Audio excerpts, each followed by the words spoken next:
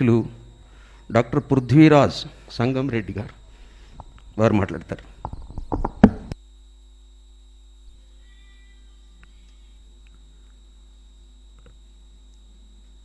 పెద్దలు, గౌరవనీయులు,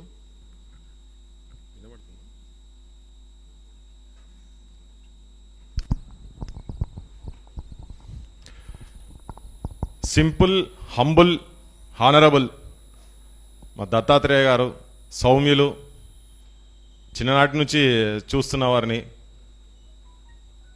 మా లక్ష్మణ్ గారు, మా మామయ్య క్లాస్మేటు, వారితో చాలా వింటూ ఉంటా వారి గురించి. ఊకే వారి స్టూడెంట్ డేస్లో యాక్టివిటీస్ ఎట్లా చేసేది ఏందనేది వింటూ ఉంటా. అన్న పాత్రికేయ రంగానికి సంబంధించినటువంటి అమరన్న గారు, సుందర్ గారు, ఇక శేషసాయి గారి గురించి నేను కూడా వారిని నాకన్నా వయసులో చాలా పెద్ద, కానీ అప్పటి నుంచి ఇప్పటి వరకు వారి లోపల ఏ మార్పు మాత్రం నాకు కనిపించలేదు. చాలా యాక్టివ్ ఉండేది. సాయి గారు అని పిలిచేది రామ్నగర్లో తిరిగే టైంలో. చాలా యాక్టివ్ ఉండేది. ఎప్పుడు చూసినా మాకు అంటే నేను అప్పుడు వీరిని చూస్తుంటే ఆలోచనలు భిన్నమైన ఆలోచనలు ఉన్నా కానీ ఎక్కడో వారి సిన్సియారిటీ చూస్తే చాలా గౌరవం అనిపించేది. ఇప్పుడు ఇన్ని రోజుల తర్వాత ఇంకా స్టిల్ యాక్టివ్ ఉన్న చూసైతే ఇంకా నాకు ఇంత గౌరవం అనిపిస్తుంది వారిని చూస్తుంటే. అంటే ఇటువంటిది ఒక సమావేశం పెట్టినందుకు.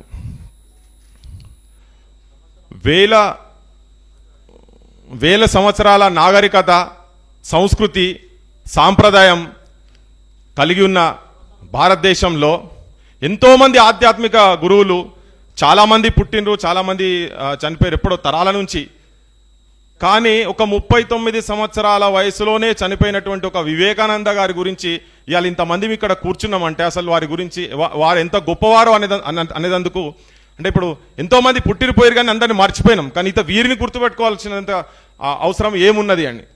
ఆధ్యాత్మికతను మానవ సేవకు రెండిటికి సంబంధం పెట్టింది కాబట్టినే మానవ సేవ యొక్క ఇంపార్టెన్స్ ఎక్కడనో హిమాలయాలకు పోయి తపస్సు చేసుకుంటా కూర్చున్నాడు కాదు. కడుపులో ఆకలి ఉన్నటువంటి వాళ్లకు అన్నం పెట్టేటువంటి ఆధ్యాత్మికత దీనికి కలపాలనే దాంతోటే చాలా మందికి అట్రాక్ట్ అయ్యారు. ఇలా అందుకనే గుర్తుపెట్టుకోవడానికి కారణం ఆధ్యాత్మికత దాని అర్థాన్నే మార్చిండు. షికాగో సమావేశం పోయేటప్పటికి అంటే ఎంతో ఏళ్ల నుంచి నాగరిక వ్యవస్థ ఉన్న తర్వాత కూడా ఇక్కడ సంస్కృతి సంప్రదాయం ఉన్న తర్వాత కూడా బ్రిటిష్ పాలకులు ఇక్కడికి వచ్చిన తర్వాత ఎంతోమంది వేరే ప్రాంతాలకు వెళ్ళి ఇక్కడికి వచ్చి దండయాత్రలు చేసిన తర్వాత అప్పుడు ఈయన అమెరికాకు పోయినప్పుడు, వివేకానంద గారు అమెరికాకు పోయినప్పుడు, అరే భారతీయులు అంటే ఉట్లకు చెట్లకు పుట్టలకు మొక్కేటోళ్ళు, రాళ్లకు రప్పలకు మొక్కేటోళ్ళు, వీళ్ళకి నాగరికత లేదు అనేటువంటి ఆలోచన ఉన్నప్పుడు షికాగోలో అద్భుతమైన ప్రసంగం చేసి మాకు నాగరికత ఉన్నది, మాకు సంస్కృతి ఉన్నది, సాంప్రదాయాలు ఉన్నాయి అని చాటి చెప్పినటువంటి వ్యక్తి. అక్కడ ఒక సందర్భంలో ఎవరో ఒక లేడీ కామెంట్ చేస్తే, మీ దేశంలో టైలర్లు gentlemen doesn't seem to be a gentlemen, అంటే మీ దేశంలో టైలర్లు జెంటిల్మెన్ అనేటోళ్ళను in your country tailors make gentlemen, అంటే మా దేశంలో క్యారెక్టర్ మేక్స్ జెంటిల్మెన్ అని చెప్పినటువంటి గొప్ప వ్యక్తి. విద్య ఒకటే కాదు, విద్యతో పాటు క్యారెక్టర్ కూడా ఉండాల్సిన అవసరం ఉన్నదని చెప్పిండు. వ్యక్తి వికాసమే జాతి వికాసం, వ్యక్తి వికాసమే దేశ వికాసం, వ్యక్తి వికాసమే ప్రపంచ వికాసం అని చాటి చెప్పినటువంటి దమ్ము ధైర్యం ఉన్నటువంటి వ్యక్తి కాబట్టి ఇవాళ అంత చిన్న వయసు ఉన్నా కానీ ఇలా జ్ఞాపకం చేసుకుంటున్నాం. నాకు ఇక్కడ కూర్చున్నప్పటి నుంచి ఒక కాన్ఫ్లిక్ట్ నడుస్తూ ఉండే. అసలు కొన్ని మాట్లాడాలని లేదా, పెద్దలు ఇక్కడ ఉన్నారు కానీ మా అమరన్న మాట్లాడిన తర్వాత వివేకానంద గారు చెప్పిన ఒకటి, when there is a conflict between brain and heart you follow heart అని చెప్పిండు ఆయన. నేను ఆ ధైర్యంతో ఒక రెండు ముక్కలు క్షమించాలే పెద్దలు, కానీ నేను బాధతో చెప్తున్నా. నా ప్రజెంటేషన్లో ఉన్న పొరపాటు ఉంటే క్షమించాలి. కానీ చాలా దయనీయమైన స్థితి ఉన్నది ఇలా భారతదేశంలో. అమరన్న చెప్పిన యువత రాజకీయాలకు వస్తలేరు. ఎందుకు వస్తలేరు? మొత్తం రాజకీయాలు మొత్తం డబ్బుమయమైపోయినాయి, పైసలమయమైపోయినాయి, కంప్లీట్గా పైసలమయమైపోయినాయి. ఎక్కడ కూడా స్ఫూర్తి కనబడతలేదు. వీళ్ళకి వచ్చిన ఏమైనా చేద్దామా అంటే కూడా కనబడతలేదు. కొంతమంది ఉండొచ్చు ఇక్కడ వేదిక మీద ఉన్న వాళ్ళ లెక్క చాలా కొంతమంది రాజకీయ క్షేత్రాలు ఉండొచ్చు. నేను రవీంద్రనాథ్ ఠాగూర్ అన్నాడు, మీరు భారతదేశం గురించి తెలుసుకోవాలనుకుంటే you first study about Vivekananda అని అన్నాడు. ఇప్పుడు వివేకానంద గురించి తెలుసుకుంటే భారతదేశం వివేకానంద కలగన్నట్టు ఉన్నదా? లేదు. అది ఉన్నదని చెప్తే మనం అబద్ధం చెప్పినట్టే. ఏడిఆర్ రిపోర్టు ఈ మధ్యలో రీసెంట్గా వచ్చిన ఏడిఆర్ రిపోర్ట్ ప్రకారంగా భారతదేశం ప్రజాస్వామ్య దేశం అనేటట్టు లేదు. ప్లూటోక్రసీ, డెమోక్రసీ కాదు, ప్లూటోక్రసీ అంటే వెల్త్ రూల్ చేస్తున్నదాన్ని ప్లూటోక్రసీ అంటారు. ప్లూటోక్రసీ ఉన్నది ఇప్పుడు ఏంటంటే 88% ఇలా పార్లమెంట్లో ఉన్నటువంటి పార్లమెంట్ మెంబర్లు 88% అంటే దాదాపు 475 మంది ఎంపీలు కరోడ్పతిలు ఉన్నారంట. మెజారిటీ పూర్ణ రూల్ చేసేది కరోడ్పతిలు రూల్ చేస్తారు. కరోడ్పతిలు రావద్దని ఏం చెప్తలేం, కరోడ్పతిలు రావద్దని చెప్తలేం, కానీ ఎక్కడికి వెళ్ళి వస్తుంది ఎట్లా మీ అందరికీ తెలుసు, ప్రతి ఒక్కరికి తెలుసు, ఇక్కడ కూర్చున్న ప్రతి ఒక్కరికి తెలుసు. పైసలు ఏంది ఇవాళ వార్డు మెంబర్ కూడా గెలిచే సిచ్యువేషన్ లేదు. అన్ని రాజకీయ పార్టీలు జనాలకు పైసలు ఇస్తున్నాయి, జనాలు కూడా అట్నే తీసుకుంటున్నారు. ఇలా క్రైమ్, అటువంటి నైతిక విలువలు లేనటువంటి సమాజం ఇలా చాలా క్లియర్ కనబడతా ఉన్నది.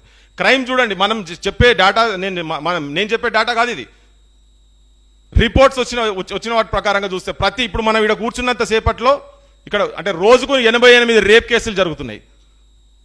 నేషనల్ క్రైమ్ రికార్డ్ బ్యూరో నుంచి వచ్చిన స్టాటిస్టిక్ ప్రకారం గత సంవత్సరం 4 లక్షల మంది రికార్డెడ్ క్రైమ్ ఆన్ విమెన్ మీద క్రైమ్ జరుగుతుంది. 4 లక్షల మంది. అంత పోయినసారి 3,03,78, అంత పోయినసారి 3.59. అంటే పోతున్నది, ఇది ప్రోగ్రెస్ అయిపోతున్నది, ఎటు పోతున్నది మనం చూస్తున్నాం. చాలా రేప్ ఎట్లా ఇప్పుడు హైదరాబాద్లో జరిగింది, వరంగల్లో జరిగినాయి, ఆదిలాబాద్లో జరుగుతూ ఉన్నాయి.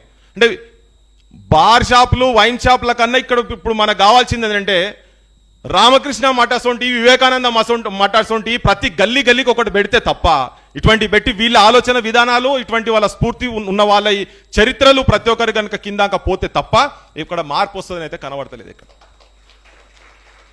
ఇలా మీరు చూడండి, బజార్లో ఆడవాళ్ళు సాయంత్రం పూట పోవాలంటే చాలా ఇబ్బంది అనిపిస్తుంది. ఇలా మన ఇందిరా పార్క్ దగ్గర ఉన్నటువంటి రామకృష్ణ మఠలో పోయి అడ్మిషన్ తీసుకోవాలంటే చాలా కష్టం ఉన్నది. చాలా ఈజీగా చేయాలి ప్రతి గ్రామంలో, పల్లెలో. ఇలా ఒక్కరోజే గుర్తుకు చేసుకొని ఒక్కరోజు మాట్లాడితే కుదరదు, సమాజంలో మార్పు జరగదు. స్కిల్ సెట్ కూడా ఏళ్ల మీద అల్లికలు ఎన్నో చేసిన, బట్ట మీద పట్టుకు చిత్రాన్ని గీసిన, అగ్గిపెట్టెల చీర అద్భుతంగా నేసి ప్రపంచ ప్రఖ్యాతిగాంచిన నేతన్న మరమగ్గమే మరణ శాసనం అయ్యిందా, బ్రతుకు తెరువు లేక ఉరిపోసుకుంటుందా, చేనేత బతుకుల్లో చేదు మిగిలిందో అని వృత్తులు చేసే వాళ్ళు ఇక్కడ ఆత్మహత్యలు చేసుకునే పరిస్థితి ఉన్నది. ఎందుకున్నది? విలువలతో కూడినటువంటి నాయకత్వము పైన లేదు కాబట్టికే ఉన్నది. విలువలతో కూడినటువంటి నాయకత్వం ఇలా కావాల్సిన అవసరం ఉన్నది. ఉన్నప్పుడే స్ఫూర్తిదాయకులు, ఇటువంటి వాళ్ళ ఆలోచన విధానంతో వచ్చినటువంటి నాయకత్వం కనుక కింది దాకుంటే యువతరం తప్పకుండా నాయకత్వం స్థాయిలోకి వస్తారు, మంచి జరిగేటువంటి అవకాశం కూడా ఉంటుంది. ఇలా క్వాలిఫికేషన్ ఎంఎస్సీలో, పిహెచ్డీలో చదివితే క్వాలిఫికేషన్స్ కాదు. నాయకుల దగ్గర ఎవరు ఎక్కువ ఉంటారో, ఎవరు లాయల్గా ఎక్కువ ఉంటారో వాళ్ళే ప్రజలకు సేవ కాదు కావాల్సింది. ఎవరి దగ్గర ఎంత విటమిన్ ఎం ఎవరి దగ్గర ఎక్కువ ఉన్నదో వాళ్ళే ఇలా పదవుల కాడికి వచ్చి కూర్చున్న శాసనాలు చేసేటువంటి శాసనసభలో. నినాకమున ఒక పెద్ద మనిషి అంటాడు, ఇక్కడ ఒక మంత్రిది విన్న నేను, పత్తాలాడితే ఏం తప్పు ఉన్నది భయ్, ఆడతాం ఏమవుతుంది? ఒక మంత్రి స్థాయిలో ఉన్న వాళ్ళు అంటే క్రిమినల్స్ కూడా చెప్తున్నా, కాకిస్టోక్రసీ క్రిమినల్స్ ఎంత 43% ఉన్నారు ఇప్పుడు పార్లమెంట్లో. 43% క్రిమినల్ బ్యాక్గ్రౌండ్ ఉన్న వాళ్ళు ఉన్నారు. అందులో దాదాపు 30% రేప్ కేసులల్లా విమెన్ మీద హరాస్మెంట్ చేసి అట్రాసిటీస్ చేసినటువంటి వాళ్ళు దాదాపు 30% పార్లమెంట్ మెంబర్లు ఉన్నారు. నేను ఇక్కడ చెప్తలేను. అటువంటి ఆలోచనలు వస్తాయి. మా వాడు రేప్ చేస్తే ఏమవుతుంది అని మాట్లాడతారు. వాళ్ళు సేవ్ చేసే నాయకత్వం అక్కడ ఉన్నది కాబట్టి.